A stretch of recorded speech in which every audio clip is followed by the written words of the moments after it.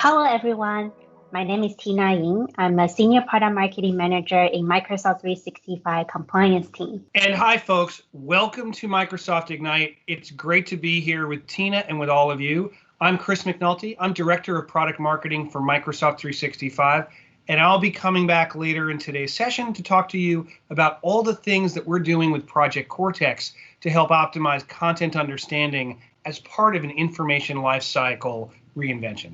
So thank you for watching this session. We are going to go through how Project Cortex Content Service and Microsoft Information Governance can help you to manage information lifecycle and records. So let's dive into the session.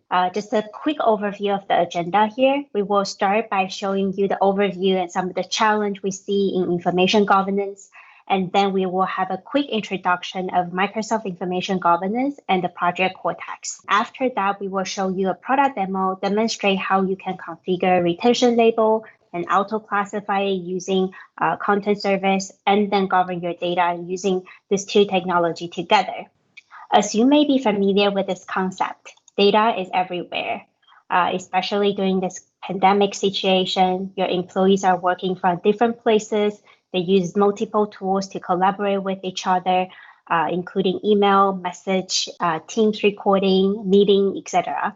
And they are saving their data on multiple places, including the SaaS application they're using. They might use a lot of Microsoft 365 software, and also they're using their own endpoint device to save some of their data. On top of this complexity, we are seeing a lot of data protection regulations out there. So GDPR revolutionized the data regulation.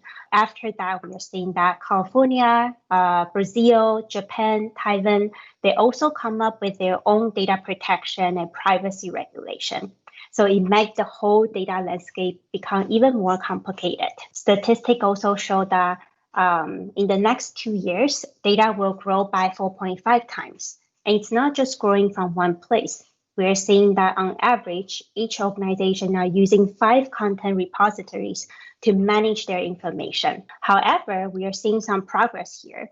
There are more than 68% of the companies starting to use AI to automate their information governance. So are you a leader or a follower here? If you are not using any AI to help you with your information governance, then today in this session, we are showing some exciting technology to help you to classify information at scale.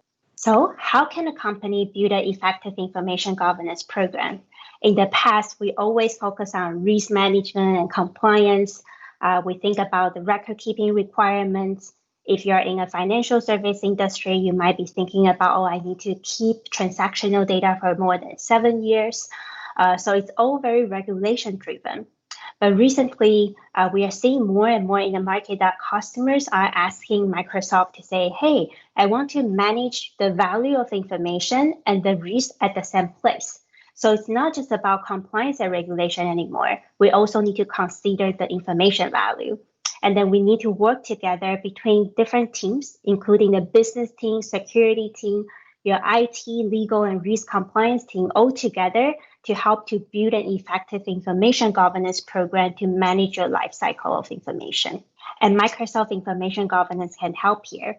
We provide multiple capabilities here to help you to manage information lifecycle and record, including in-place data management. So you will be able to manage those information within Microsoft 365, leverage all the productivity tools while you manage the risk at the same time in the same place.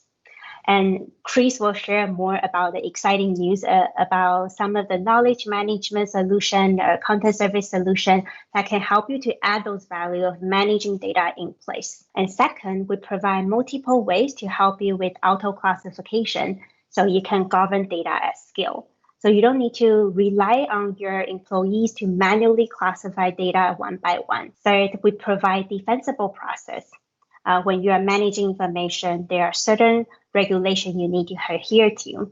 And then with Microsoft 365, we provide capability like disposition review, proof of disposal, audit trail, to help you to demonstrate compliance to your regulators and auditors. And all of this is not just for Microsoft 365 data, We also have preview data connectors to help you to bring data from third-party systems, including from your social media account, other instant message you're using. So you can use one integrated and intelligent platform to manage all your information, to only keep what you need and delete what you don't. And for the high value data, we provide records management solution to help you to govern those crown jewel of your corporate information. We talk about auto classification, and I want to quick summarize what auto classification we have for customer to govern data. So you can see we provide multiple ways here. You can auto classify based on a location, or based on metadata. A lot of companies might already use content type within SharePoint to classify your data, and you can use that content type to assign and apply retention or record policy. You can also do keyword queries. We also provide 100 out-of-box sensitive information type to help you to detect credit card number, passport number, those sensitive information, and help you to classify it based on this. We also provide trainable classifiers, so you can train the machine to detect a certain type of document within your organization, like a contract or resume. And then today, we are very excited to share with you that you will be able to use the Cortex technology, the document understanding, to help you to auto-classify as well. So once you train a new model within Cortex, you will be able to assign a retention label automatically and enforce the retention policy you specified. So I'm going to pass the stage to Chris to talk more about what is Project Cortex and what is document understanding. Chris, the stage is yours. Thanks, Tina. It's great to be coming to you today at Microsoft Ignite to provide some more context around Project Cortex and how you can use its capabilities with content services to help take advantage of the label policies that you've deployed using our compliance capabilities in Microsoft 365. Project Cortex began over 3 years ago as part of Microsoft's commitment to help bring new capabilities into Microsoft 365. As we announced this week at Microsoft Ignite, the first of those are reaching general availability soon. Project Cortex-based content services allow you to build no-code models using AI to recognize and capture information coming from digital assets like pictures, structured documents like purchase orders, or unstructured documents like contracts, as we'll see in a few minutes here. Once those models are built, we can use those in a capture-based process engine to be able to recognize and tag information through the ordinary flow of work extended through capabilities like Power Automate. And finally, Project Cortex is able to reach into our compliance capabilities to automatically add compliance labels based on the rules that you set up inside Project Cortex. So we're going to be taking a look at document understanding. Those are the parts of Project Cortex where you use machine teaching to help teach the cloud to read the document the same way that a human would, helping you save time in the long run. By using wizards and coach marks, you're able to tell Cortex what a contract looks like and what the key data to pull out from that contract is, as well as being able to specify a preferred retention label to use when Cortex sees content that matches those tests. These models are based on the original SharePoint content type engine, but with these AI and compliance superpowers, you can take these rules and extend them to multiple libraries throughout Microsoft 365. And once a model is built, you can also reach back to previously loaded content to ask Cortex to process those and make the best intelligent decisions that you would. Simply put, Project Cortex is closely coupled to our compliance engines and the rest of our information protection capabilities across Microsoft 365.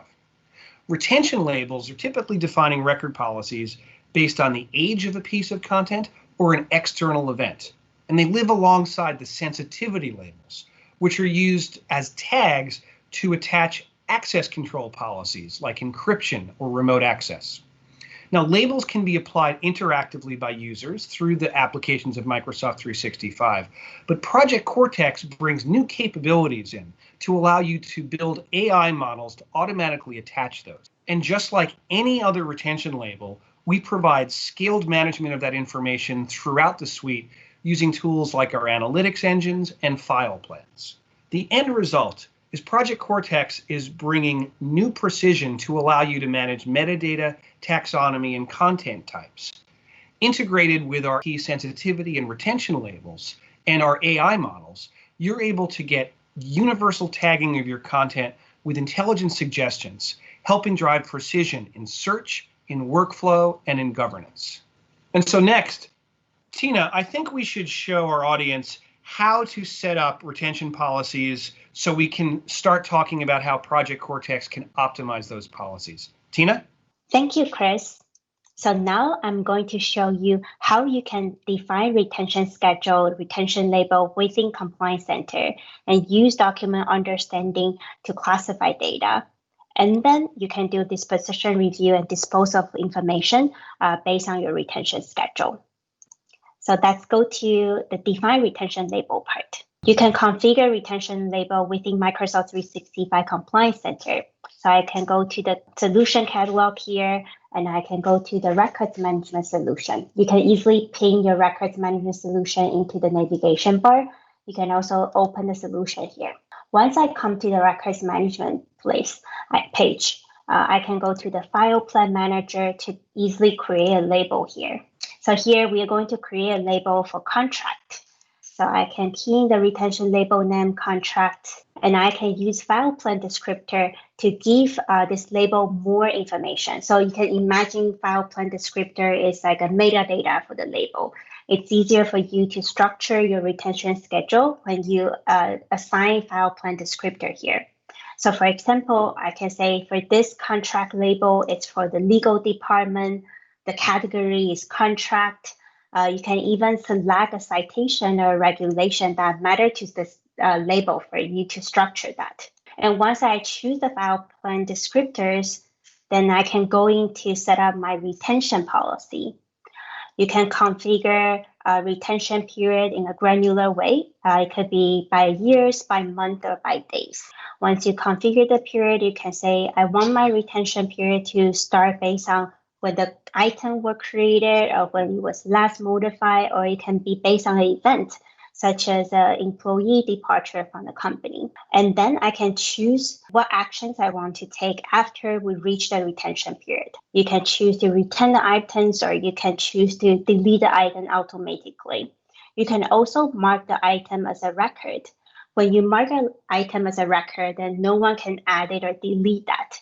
And it's very important for some of the financial and government industry when you want to keep a certain record, making sure you can protect that record integrity, then you can choose to mark an item as a record. So your end user won't be able to add it or delete it. After you reach a retention period, you can also trigger disposition review. Because, so for example, when you keep a contract for 5 years, there could be many things happen in these 5 years. So you might want to review it before you delete that content when you reach 5 years retention period. So you can do so by trigger disposition review. And next, I can choose a disposition reviewer here. Usually we recommend customers to create a group of disposition reviewers to make sure that there's a group of people who will receive notification when the item reached the retention period. And once I set it up, I can create the label. There are multiple steps you can take here. You can publish the label into Exchange, SharePoint, or OneDrive. So your end user can use this label to manually label the item. You can also use auto classification. So you can say any item that has content type equals to contract, I want to apply this retention label. You can use the out-of-box sensitive information type that we mentioned before. We also provide trainable classifier. So you can also train a machine learning classifier to help you to apply the label as well. And today, because we are sharing with you the document understanding classification, so we are going to publish this label to SharePoint Online. Once I click that, I will be able to select location. You can choose to apply to all location, or you can just choose a certain SharePoint site or OneDrive site. So it's very flexible in that way. And then I can name my policy. I'm gonna name it as a contract here and review the whole setting and submit this retention label creation. Once I create it, sometimes it can take maximum a day for end user to see that label in the SharePoint or OneDrive site. So now I'm going to pass the stage back to Chris to show you how you can train document understanding model and use that to auto-classify and apply retention label. Thanks, Tina.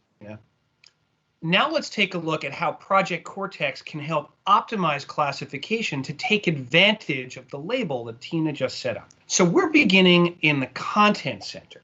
The Content Center is the home for sharing content with information workers and for content managers to be able to create AI models to help classify and process content. The first step in this is going to be to create a new model. When we create a new model, we have to specify a name for the model and whether we want to map it to an existing content type or create a new content type to capture the rules that we're going to set up inside of the model. We've created a new model here called contracts, and the first step is going to be to add some example files. That's because we need to use those to teach Cortex what is a contract as well as what is not a contract. So once we add these documents, the next step is to train the classifier. And when we train the classifier, you'll see we can walk through a simplified view of each document, and Cortex asks us, basically, is this a contract or not? So this first one, a consulting agreement, is absolutely a contract. This second one is a letter about a benefits change, and it's not. And we walk through, so on, determining whether documents are or are not examples. And once we have provided at least 5 instances of rules, we're able to move on to training. In training, we can test the AI to see if we've been able to successfully identify things that are contracts, distinguished from things that are not. We also can provide explanations. So explanations are a place where I can refine the AI even further by providing patterns, phrase lists, or relationships amongst them to help Cortex discern what kind of language might indicate that something was a contract. You can use the same technologies that we're showing here to be able to add specific words to look for, while at the same time, if I wanted to build additional processing to pull out key bits of metadata, such as the dollar value of a contract, I could do that right here. We've already provided more than enough detail to train the model and help us use Cortex to figure out which contracts are out there and how I might want to process them in my system. We're happy with the results based on testing. We're ready to exit training and deploy this model. So we can deploy this model, as mentioned before, to any libraries that live throughout Project Cortex in Microsoft 365. But the one extra step we want to take here is looking at the overall settings for this model. Here's where I can come in. I can add a description, but most importantly, I can specify the retention label that Tina mentioned before. That way, anytime Cortex sees any content that matches the classification tests we've just given it, it's going to invoke the label that Tina set up to attach those to the document. That's going to give us a great basis for being able to execute all of our actions based on policies to review them moving forward. Tina, let's take a look at those.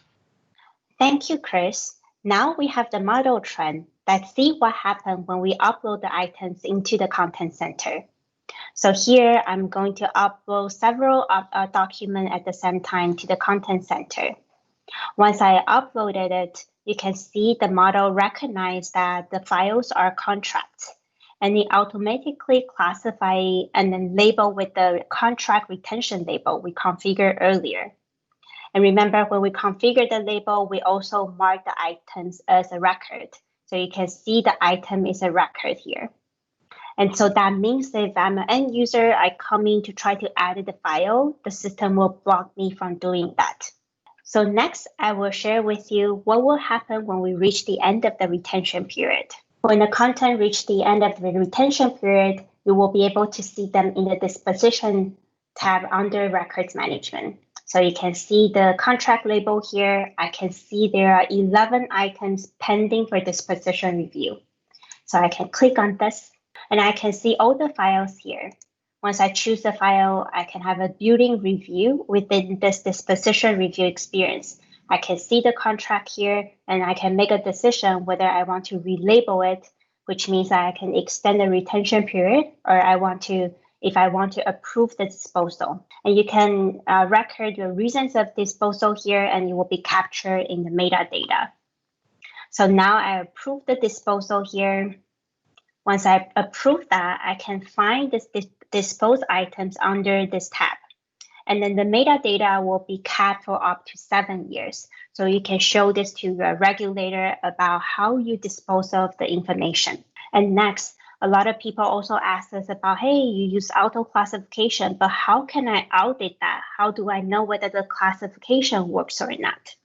So we can come to this data classification tab. Once you come to the data classification dashboard, you can have a clear overview of how your sensitivity label or retention label are being used in your environment. I can come to the Content Explorer here, specify the retention label, and then do the review within the experience. So for example, I can see whether this document is really a contract or not. If it's not a contract, then you can go back to retrain your model or fine-tune your auto classification. I can also go to the Activity Explorer to see how the label has been used by our end user or by the auto classification mechanism. So that's a quick overview of how you can configure retention label, use that document understanding to classify it, and use our disposition review tools to help you to do the disposal. So I want to close out the session by sharing with you several resources here.